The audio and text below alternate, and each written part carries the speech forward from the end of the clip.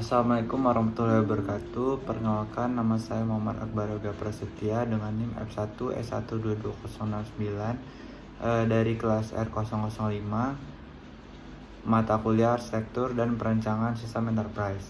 Pada video learning journal ini, saya akan menjelaskan apa yang saya pahami dari materi pertemuan 9 berupa PPT dan video YouTube yang telah diberikan. Langsung saja, apa yang dapat saya pahami ada tentang Enterprise Arsitektur. Enterprise Arsitektur atau EA adalah cetak biru organisasi yang mencakup proses bisnis, struktur data, sistem perangkat lunak, dan infrastruktur IT. Hal ini bertujuan untuk meningkatkan efisiensi dan efektivitas suatu organisasi. Teknologi yang mendukung aplikasi dan data dalam enterprise arsitektur merupakan fondasi penting. Infrastruktur IT yang baik memastikan semua komponen berfungsi secara optimal.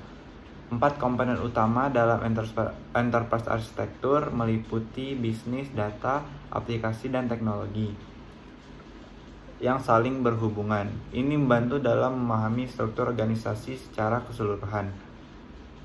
Enterprise arsitektur membantu menyatukan berbagai proses bisnis yang sebelumnya terpisah. Dengan demikian, organisasi dapat berjalan lebih harmonis dan terintegrasi. Arsitektur perusahaan memiliki manfaat penting untuk meningkatkan efektivitas organisasi dan mengurangi resiko investasi dengan pendekatan yang tepat. Organisasi dapat beradaptasi lebih baik terhadap perubahan. Terdapat 5 jenis framework yang digunakan untuk pengembangan enterprise arsitektur.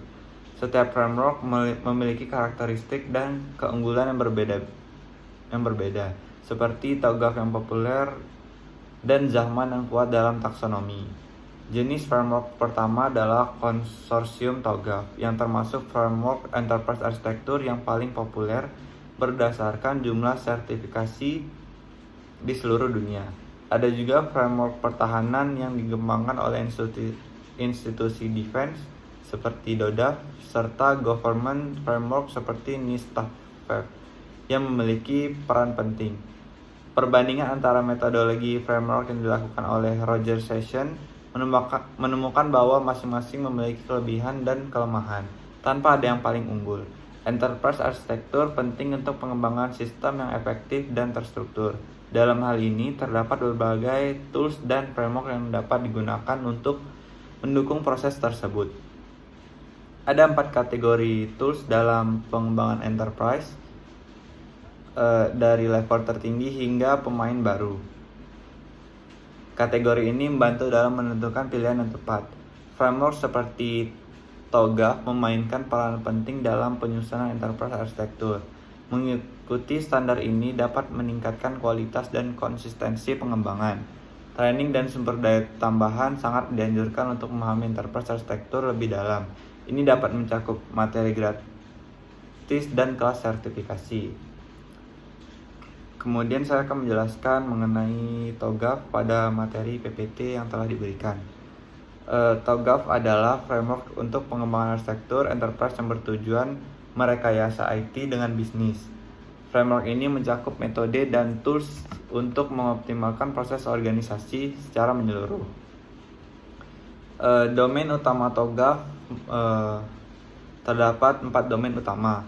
Yang pertama, arsitektur bisnis berfungsi untuk mengatur strategi dan proses bisnis. Kemudian arsitektur data berfungsi untuk mengelola struktur dan pengelolaan data. Kemudian arsitektur aplikasi menentukan sistem dan interaksi aplikasi. Kemudian yang terakhir, arsitektur teknologi berfungsi untuk mengatur infrastruktur IT dan standarisasi. Kemudian metode pengembangan ADM. ADM adalah panduan utama TOGAF yang terdiri dari 9 fase dari A sampai H. Yang pertama, fase preliminary atau persiapan organisasi, kemudian arsitektur vision, bisnis arsitektur, informasi sistem arsitektur, teknologi arsitektur, opportunity and solution, migration planning, implementation, government, Dan yang terakhir arsitektur change management.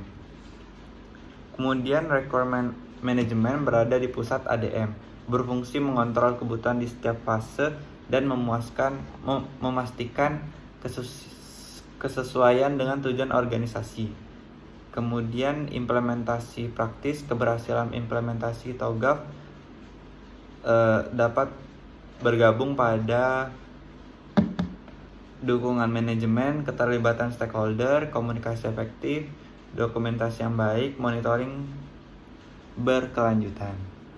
Kemudian artefak setiap fase menghasilkan dokumentasi spesifik berupa blueprint, diagram, atau model yang membantu pemahaman dan pengelolaan arsitektur.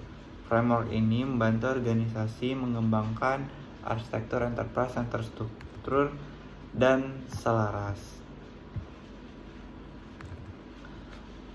dengan kebutuhan bisnis, dengan penekanan pada proses yang sistematis dan berkelanjutan. Baiklah, itu saja. Kemudian kesimpulan yang dapat saya ambil dari materi PPT dan video YouTube yang telah diberikan, yaitu enterprise arsitektur atau EA itu penting bagi organisasi karena menyediakan cetak biru atau blueprint yang menyeluruh untuk menyelaraskan proses bisnis, data, aplikasi, dan teknologi sehingga operasional menjadi lebih efisien dan efektif. Kemudian framework TOGAF melalui metode ADM menawarkan panduan struktur yang memastikan setiap aspek organisasi terakomodasi dengan baik. ADM sendiri membantu menyatukan proses bisnis, mengoptimalkan sumber daya IT, serta menjaga kelangsungan dan kemampuan adaptasi terhadap perubahan. Dengan EA dan TOGAF ADM, organisasi dapat mengurangi resiko, meningkatkan kualitas pengambilan keputusan, dan beroperasi lebih harmonis serta berkelanjutan. Baiklah, itu saja yang dapat saya sampaikan. Itu saja yang dapat saya pahami. Mohon maaf bila terdapat salah kata. Saya akhiri. Wassalamualaikum warahmatullahi wabarakatuh.